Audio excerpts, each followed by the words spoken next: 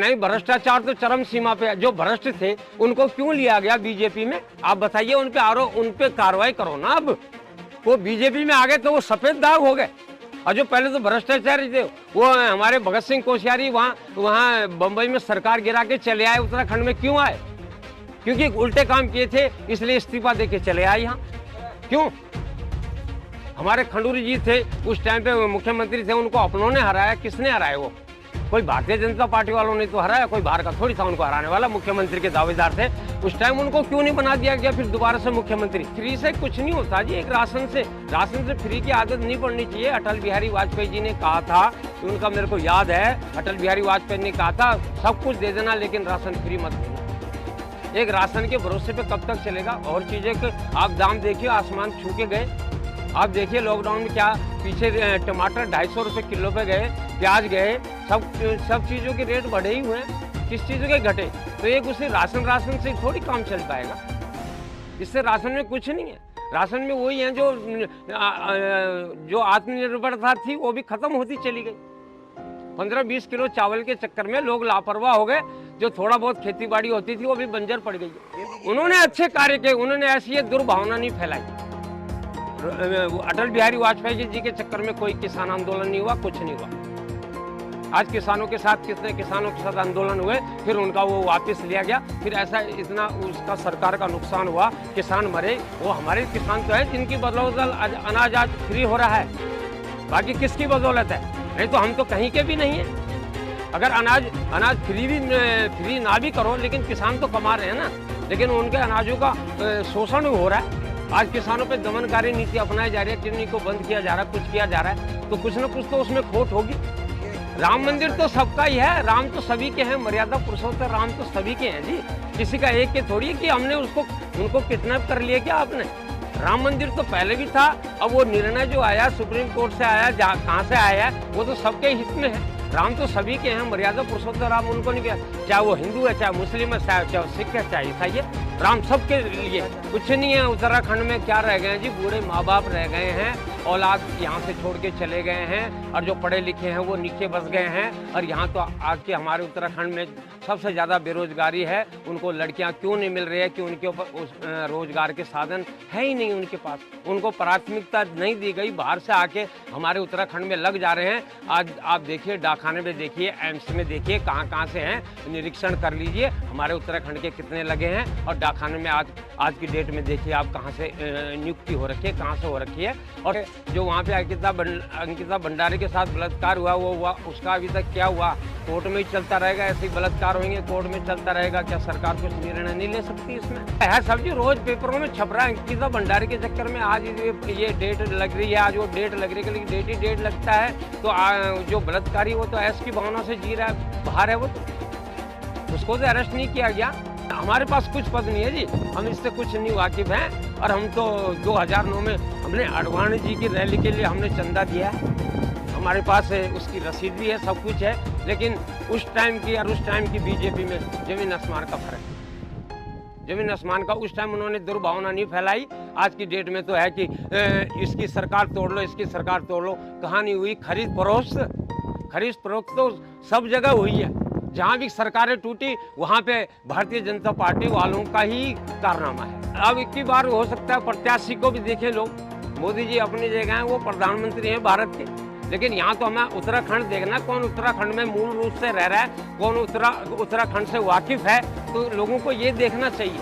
ये मेरी अपनी निजी राय है, बाकी लोग क्या सोचते हैं साहब जी उसके बारे में आप कह नहीं सकते। लेकिन हमारे यहाँ की जो मूल रूप से गढ़वाल में रह रहा है और जो गढ़वाल की भाषा की भी जानकारी रखता है, उसको महत्व दीजिए। बोलने से नहीं होता, रह के भी तो कुछ होता है। हमारे गणेश गोयल जी पिछला विधानसभा चुनाव भी लड़े हैं, वो गढ़वाल में तो रह रहे हैं। और हमारे बलूनी जी तो वैसे भी राज्यसभा सांसद हैं, तो किसी और को मूल रूप से किसी और को टिकट दी होती तो वो भी अच्छा रहता कि हाँ भाई ये भी गढ़वाल का, ये भी गढ़वाल का है, तो दोनों में एड़ी चोटी का जोर तो लगता। चौड़ीकरण हो रहा जी, और इस दुकानदारों में भय की ड्रागनी जो उत्तराखंड में रह भी रहे हैं, उनके रोजगार पे भी ये बुरा असर डालने की सोची गई है कि 8-9 मीटर रोड चोरी होगी तो ये कहाँ जाएंगे? उसके बाद जो उत्तराखंड में रह जाएंगे तो आप कहाँ से बसाएंगे उत्तराखंड वालियों को? उनको कहाँ से रोजगार देंगे आप? वो अपने पैरों पे खड़े हैं तो उनके पैर पे भी कुल्हाड़ी मारी जा रही है। तो किस तरह से आप ये उत्तराखंड को विकसित करेंगे? कहाँ से विकसित भारत हो जाएगा हमारा? गाँव में आजकल चोरी उचक्के हो रही हैं, लड़कियों को गायब किया जा रहा है। तो इसी वजह से, क्योंकि यहाँ पे जागरूक इंसान तो रह ही नहीं गए। जो भी है हमारे बूढ़े बुजुर्ग हैं। अब बाकी उत्तराखंड में रह के आप सर्वे कीजिए। ज़्यादातर लॉकडाउन में पता लग गया कि कौन कौन कितने पानी में है। सब घर आए लौट के, लेकिन फिर लॉकडाउन में आए, लेकिन क्या अपने माँ बाप के आश्रय पे खाने के लिए आए? बाकी क्या था? बाकी वो अपना नीचे गुसर बसर कर रहे हैं, जिस तरह से भी कर रहे हैं, लेकिन भरपूर नहीं था। नहीं तो वो वहीं तो रहते। बचने के लिए आए, जान बचाने के लिए उत्तराखंड में। कुछ नहीं है। देखो, हम किसी से उससे बिलोंग नहीं करते हैं, लेकिन हम जो सच्चाई है उससे करते हैं कि जो भाई उत्तराखंड के विकास के लिए आगे आए, माता बुजुर्गों को देखा जाए। कि सब जगह है जी, कौन नहीं खाता है, लेकिन सभी खा रहे हैं। लेकिन विपक्ष को ही निशाना बनाया जा रहा है। तो विपक्ष को क्यों निशाना बनाया जा रहा है? सबको निशाना बनाओ। जो आपकी पार्टी में भाग के आए हैं उन पे भी कार्रवाई करो, तो पता चले क्यों भाग के गए। क्योंकि वहां जा रहे तो सफेद हो जा रहे, मतलब दूध के धुले हो जा रहे, और उनमें है तो चलो अंदर। अभी आप आदमी पार्टी के संजय सिंह जी रिहा हुए, तो 6 महीने उनको गिरफ्तार करके क्या मिला? कुछ भी नहीं हासिल हुआ। बाइज्जत बरी हो गए, सुप्रीम कोर्ट ने कर दिया। तो ऐसे है जी, मतलब उनको पनाह मत दीजिए। अब आज की डेट में हमारे उत्तराखंड में गांव-गांव में डाके पड़ रहे हैं, कुछ पड़ रहे हैं। तो शासन व्यवस्था के नाम पे क्या है?